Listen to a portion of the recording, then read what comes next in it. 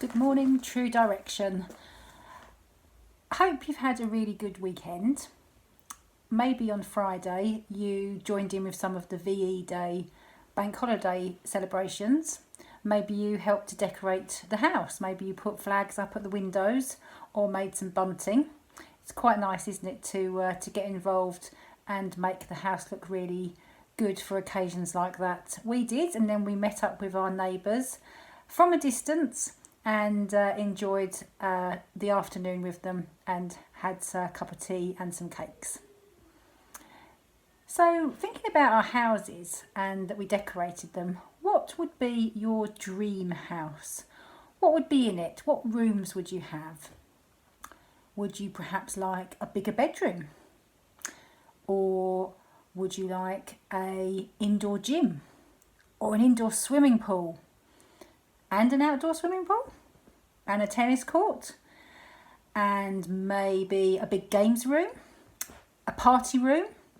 What would you have in your dream house? I think we could probably think of loads of ideas that would fill a really, really big house, a mansion, a palace maybe.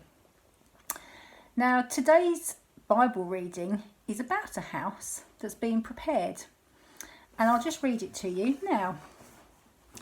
So Jesus was with his friends, and some of them were getting a bit worried about what was going to happen to Jesus. Jesus said, "Do not be worried or upset. Believe in God and also in me. There are many rooms in my Father's house, and I'm going to prepare a place for you. And after I go and prepare a place for you, I will come back and I will take you there myself, and I will take you to myself, so that you will be where I am.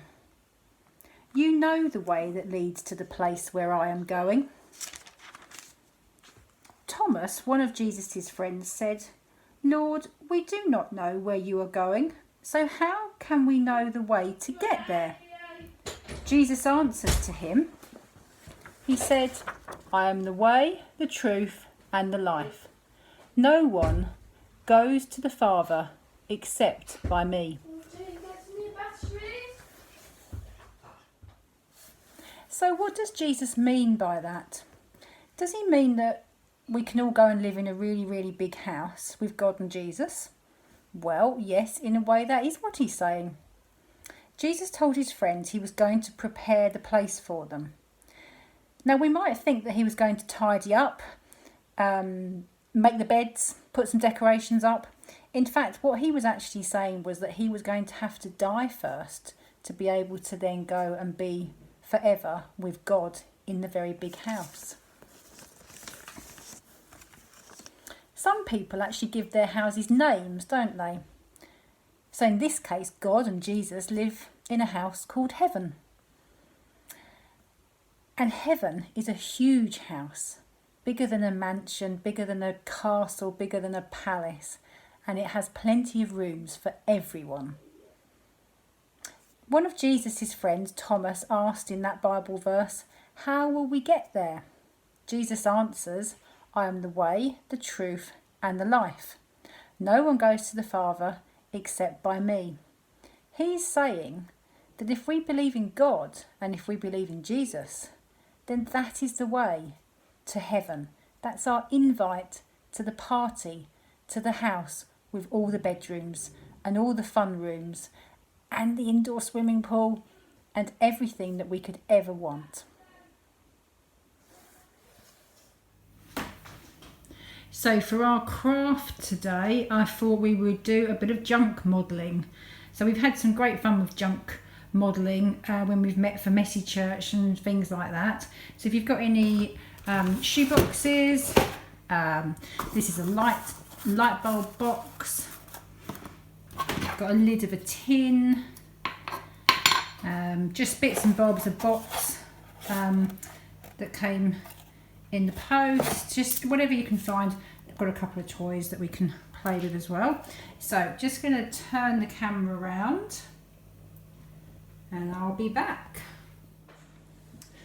Okay, so with junk modelling, it's kind of whatever you want to make. You can sellotape boxes together, if you've got some that open up, you can make rooms and make the house however you want it to be.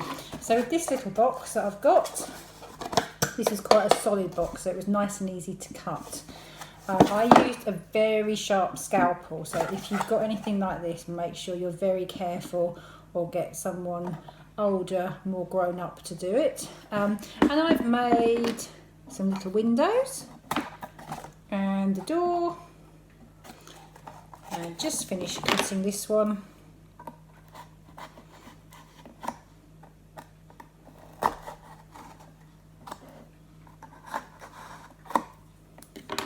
And then hopefully another little window with shutters. So if you've got any little toys, they can go in the front door. And if we're lucky, I'll have to turn it around. Hang on.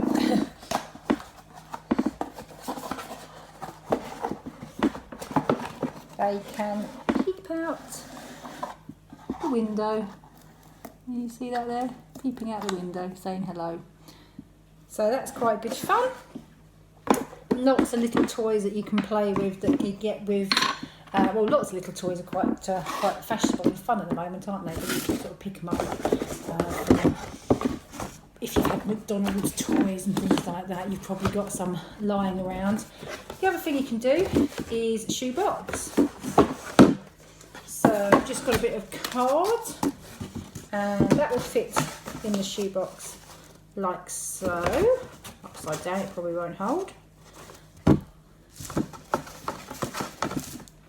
bit like a room divider. You can sellotape it in to keep it in place. And let's get our little people again.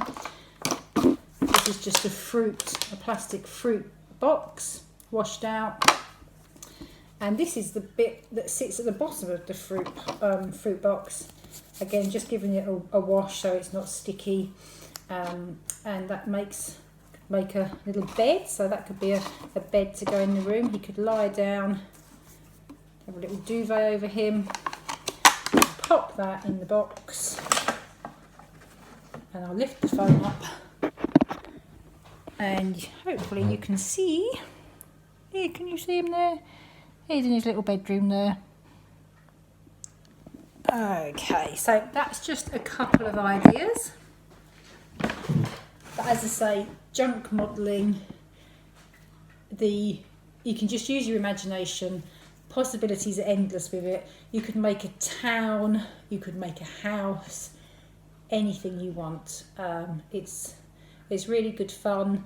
Uses up loads of stuff that's going to go out for recycling or sometimes even for rubbish anyway. So it's all there just to play with. So I hope you enjoy and have a lovely Sunday.